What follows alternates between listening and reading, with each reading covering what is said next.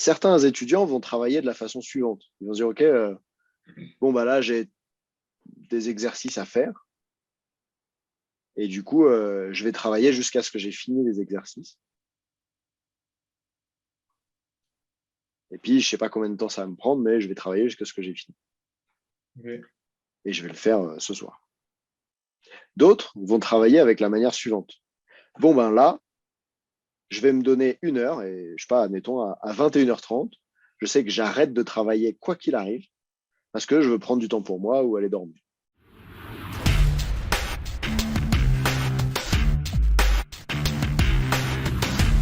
Ça, ce serait deux façons différentes de travailler. Je fais un exercice jusqu'à ce que je le finis, ou je travaille jusqu'à un certain timing.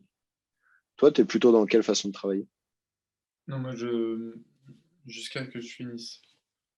Et quand tu fais les devoirs à la maison, quand, je sais pas, admettons, il est 19h, je sais pas à quelle heure tu rentres de l'entraînement, tu commences à travailler, qu'est-ce que tu dis à ton cerveau par rapport à la soirée de travail? Est-ce que tu lui dis, ah oui, il y a les maths à faire, bon, moi je vais faire tous les maths et puis après j'irai me coucher? Comment tu procèdes? Ouais, je me dis, je vais faire le maximum que tu puisses faire, quoi. Ah, Si, le maximum que tu puisses faire. Imagine que le cerveau, genre, c'est à la fois un organe très malin et à la fois un organe qui est un peu en compétition avec toi pour que vous puissiez avancer ensemble. Et je vais te raconter une histoire et tu vas me dire si tu penses qu'elle est probable que ce soit possible. Imagine que tu rentres chez toi et que tu travailles de la façon dont tu le dis là et que vous avez mis une habitude en place. L'habitude, c'est cerveau, on ira se coucher quand mes yeux se plissent, se ferment et que je comprends plus rien. Et seulement à ce moment-là, on ira se coucher, puisque seulement à ce moment-là, on aura atteint un critère important pour moi, qui est j'ai fait mon maximum. Au moment où mes yeux se ferment et que je peux plus lire, là, tant pis, je ferai pas les devoirs qui restent. J'ai fait mon maximum. Je suis un athlète de haut niveau. C'est bon, j'ai le droit d'aller me coucher. J'ai fait de mon mieux. Mhm. Le cerveau à qui tu dis ça, lui, malin comme il est possible qu'il se dise bon, j'ai compris comment il fonctionne. Moi, j'ai envie d'aller me coucher tôt ce soir. Je vais lui montrer à quel point on est fatigué.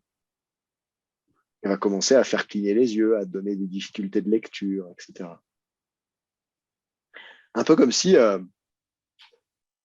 en te pénalisant volontairement, finalement, ça t'emmenait dans la direction où lui, il veut t'emmener, c'est-à-dire la survie, rechercher le plaisir, éviter la douleur. Quand je te raconte cette petite histoire-là, à quel point est-ce que tu te dis, oui, c'est vrai que ça pourrait un peu être ça quand même. Moi, je peux que te recommander d'aller à fond sur celle-là, par exemple. Je te donne un exemple personnel. À Val Thorens, où je suis, il y a un centre sportif à côté de chez moi qui est à moins de 5 minutes à pied. Il faut marcher 200-300 mètres dans la station. Sauf que des fois, bah, il fait moins 15. Tu vois. Et donc, pour aller au centre sportif où finalement tu vas faire ta séance de muscu en short, en basket et peut-être en débardeur, il faut que tu sortes de chez toi avec la double veste, le jogging et les grosses chaussures pour marcher dans 30 centimètres de neige. Sinon, tu ne peux pas aller à la salle de muscu. Donc, si tu veux, le prix d'entrée, le prix pour commencer à faire la séance est assez élevé. Il faut être chez soi, il faut s'équiper, il faut faire son sac avec 2 tenues, un gros sac du coup, la tenue chaude, la tenue légère.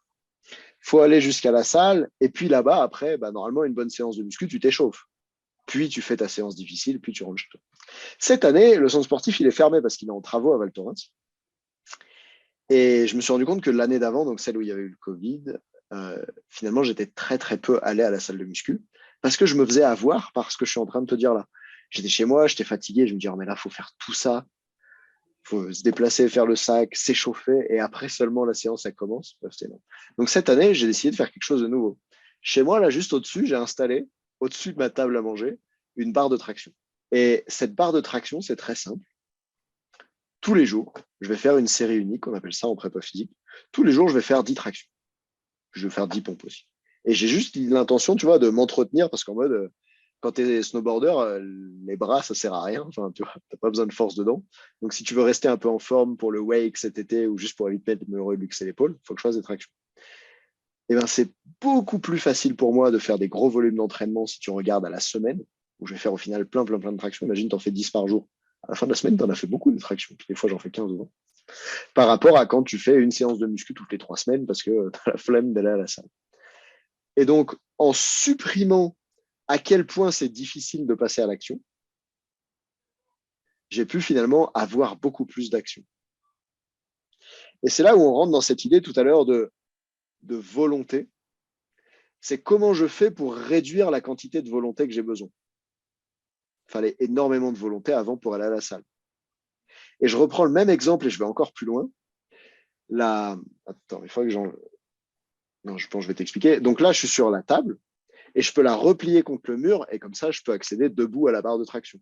Je ne peux Ok. pas faire des tractions si la table elle est dépliée, parce qu'après, mes fesses, elles sont à la place de la table, ça ne marche pas. Donc, il faut que je remonte la table. Et c'est assez drôle. Les jours où on était deux chez moi, par exemple, il y avait tellement d'affaires sur la table, je sais pas, imagine 2 ordinateurs, 2 assiettes, etc., que du coup, ça prenait tellement de temps de replier la table que j'ai pas fait les tractions. Parce que l'effort pour pouvoir aller faire les tractions, c'était 2 minutes en plus pour ranger un peu partout, mettre les affaires sur le lit, dans la cuisine, leur trouver de la place, nettoyer la table, parce que s'il y a des miettes dessus, tu peux pas la remettre debout, sinon ça fait des miettes par terre, etc. Et là, vraiment, j'exagère pas du tout quand je te dis ça, c'est exemple de ma vie quotidienne et de à quel point je me rends compte que réduire les freins au passage à l'action, ça facilite en fait l'action de ouf. Exemple, sur mon téléphone, il y a quelques mois, j'ai décidé de supprimer toutes les notifications, sauf celles qui sont très importantes pour moi. Admettons une boîte mail sur les 4 que j'ai. Et puis WhatsApp. J'ai enlevé Messenger, LinkedIn, Instagram, moi j'ai tout enlevé tout ça. C'est devenu beaucoup plus facile de faire un certain nombre de choses. Parce que j'avais plus à lutter contre le poids du téléphone ou le poids des notifications. Tu vois.